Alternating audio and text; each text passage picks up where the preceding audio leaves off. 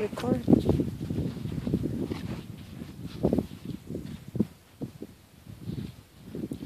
Yeah, well, something's not lining up here because the roll cage is now getting melted by the exhaust.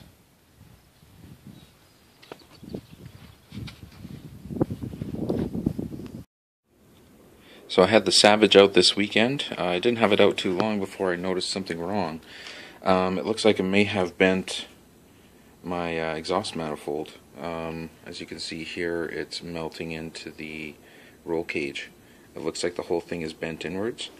I do recall it kind of tumbling over, rolling over really, and grinding a bit against here. I remember being concerned about this. It wasn't a huge jump or anything. It didn't rack out too badly, but I remember it scraping on the spring and hoping the spring was okay, and it was, but then later on realizing that that's maybe how this got bent.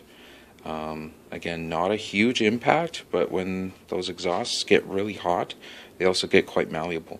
Admittedly, I did not have the body on it, but being fairly flexible on this side, I don't know how much it really would have helped if it took that little of pressure to push it in. I mean, the body's only supported from the front and back here, so not a ton of stability added by the body, I wouldn't think. But it might have made a difference. It might have just melted the body. I don't know. But in any case, I'll either have to see if I can get another manifold or try and reshape this one. I'm thinking maybe get it hot again and pull it back out. But I think it's probably never going to be as strong as it was from the beginning.